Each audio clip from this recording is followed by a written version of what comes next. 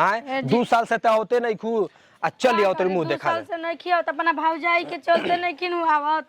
जब से माई मरल तबे से नैहर हमार छूट गल भौजाई हमरे के रहे ना देवेले जी जन तो के हम सुना तो के हम बार-बार कहिला कि भाई के बोला ल लेकिन बोलावेलु ना भौजी विदे ना करेली तो भैया कैसे आजियन केंग ने आयन बताई रो रे तो लेकिन ई हम कसम कइले बनी कि अपना भाई के राखी हम बानबे करब एगो भाई बहन के पवित्र रिश्ता होला कि राखी बाने भौजी बोलिए ना अटपट तो हम खिसिया के भाग चलब ठीक बना रहम ना हम उनकर बात के बुरा मत मानम भौजी हमारे यही तरह बोलत रहेली पर वो खिसिया में बोलत रहेली देख के जरूरत रहेली हां जाय दे चुपचाप चली बहनिया कबे कहत रहे कि भैया चल दे बनी हतना टाइम हो गई सब अपन भाई के राखी पहन लगल वो कब आई गाड़ी उड़ी में कहीं लेट हो गई बाकी का हमर तो बुझाते नहीं खे अच्छा रुको फोन ले पता कर तनी तनी लिखी तो कहां भैया अरे आ गई बुची अरे भैया ए जे बैठल बड़ा गोल लागत तनी गोल लागी अरे बैठ के लागल जला अबे तो तोर याद हम करत रहिले पगली कि सब बहन अपन भाई के राखी पहन लगली सन हम बहनिया बे ना आई ऐसन हो सकत भैया गाड़ी में लेट हो गल का हां भैया लेट हो गला तारा के कब हम राखी के दिन भुलाई ना हर साल राखी बानी ना भले 2 साल से अरे तनी पानी ले रे बुची आइल बिया गोला तनी भौजी अरे बाप रे नमस्ते भाभी हां खुश रही ई काहे ऐसा कर ले रे बारहा बस पे को बहिन आवले एगो इहे भी आंखी में कलकड़ी आ गोड़ खींच तड़ी तोर भी पते माई रे का हमेशा लकड़ी बड़ी तो कहीं ना चूल्हे में झोक के आगी लगा दी हन में सा उल्टा तू जल्दी नहीं हरवा तोर बापा भैया तोर के चूल्हे में झोकला सन अरे बाप रे हमारा बाप भाई पे मत जाई ठीक बा ना हमार बाप भाई या भौजाई ओसर हड़ी सन हम अपना भौजाइयन के बहुत कइले बानी तब ए भैया ले रहेली तू लोग हमरा चलते झगड़ा मत कर जा हम तो आ जाइल बानी फिर शाम के चल जाए जी बुची जी झगड़ा नहीं के होता अपन जोन काम करेल बानी तोन काम करी ठीक बा हम जातन तनी लेव कन देवे के बाटी पानी लेके आई भी पहले पियई भी तोरा ई ना भैया हम थाली तैयार करके लेके आओ तनी राखी बाने के तू नहा ले बड़ा नु चल बुची पहले पानी उन पिए सुनी हम चली पहले खाना दू कर खा ली जनी आई जी तो तैयारी कइए लेनी भैया बैठल बड़ा नहा धोआ के आ जातनी भैया के अपना राखी बांध देवे ये तो मौका मिलल बा भैया के राखी बांधे के बताओ हम पर मेहरामू से पागल में जब एक तरह के हमार बहन के साथे सलुकत करी तो उ आई एकरा दुआरी पर हां भैया अरे आज के दिन ना त्योहार आज कुछ ना बोलल जाला भैया दाज राखी के धागा में बहिना के प्यार बनले रहो भैया जिंदगी तोहार जाद बुची ओकरा बात के ना टेंशन लेनी हम बानी ना तोरा खातिर अब हम जिंदा बानी भैया हम मर जीव तब तोरा सोचे के बा हम वादा कइल बनी कि जब तक ले हमार भाई जी तब तक ले हम अपन नैहर में आई ओसे का एगो माई नहीं के आज माई रही आज हम राखी बाना तनी कितना आज माई के दर्जा हम तोर निभावत न बनी आज माई बाबू के याद आवता भैया तोहरा याद कुछ नहीं करे के अरे ई तो दुनिया पर बा एक दिन सबका छोड़ के चल जाए के धरती लेकिन भौजी ना समझे ली भैया अरे भौजी का समझी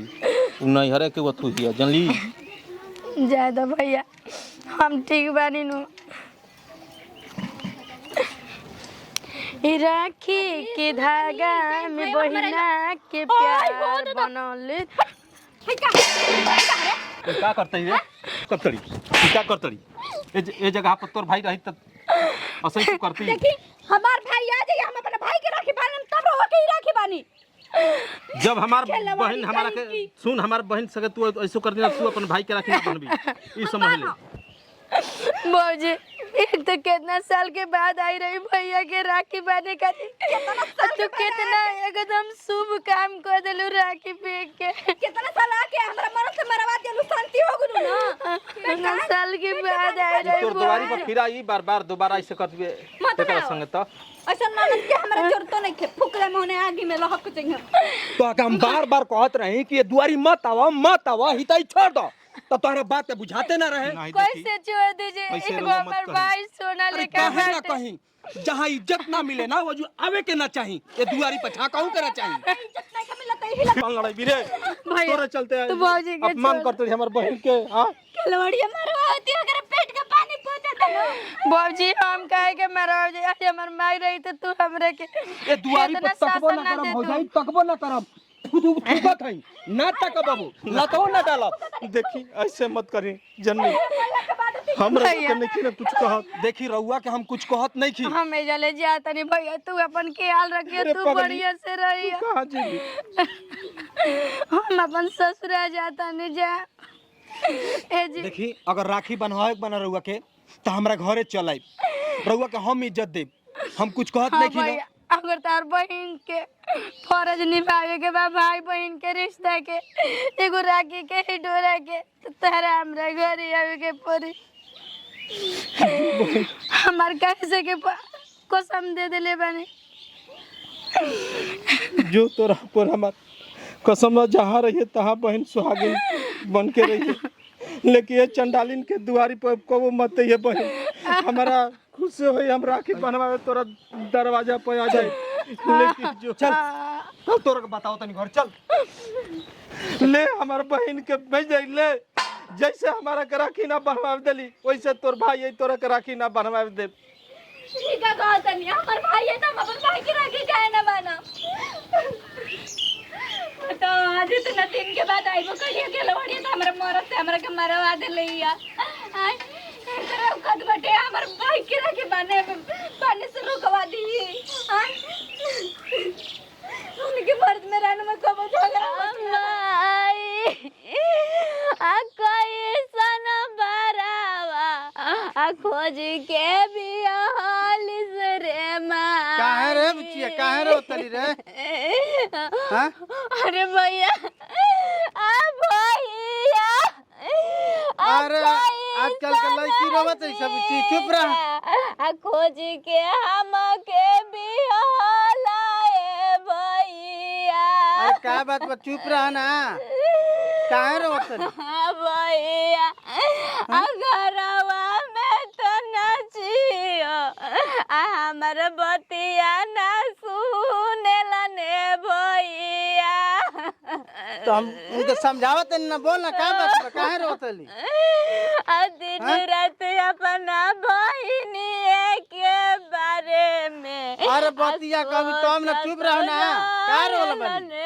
का दिक्कत बा? ए भैया अरे उनकर बहन राखी बने आए रे मरवा पिटवा के चल गई। हम कुछ न कहनी है भैया, बस ये कहनी ना हमर भाई आज तो राखी बान हमने तो तू बनिया तने बतिया खातिर बहुत बताव भैया हम काहे खातिर सब कइला ना रहा जब बिया। तू चुप रह, आवत ना तो उनके हम समझा दे तनी, हम राखी बाने खातिर आई नहीं है ऐसे काम करतन आवे तो हम समझावत न उनके रखे। हम राखी बाने खातिर बैठा भैया, रुको हम निकाल तनी बोड़ी है, रुको अब भैया है जे बैठा है जे बैठा हटो बच्चिया। भैया बताओ भैया उनकरा के समझा दो तनी मने मारस पिटस जी ना हमरा के ना हम आवत तो तुरंत उनके समझा दे तनी कि ऐसा काहे गलती करता हूँ।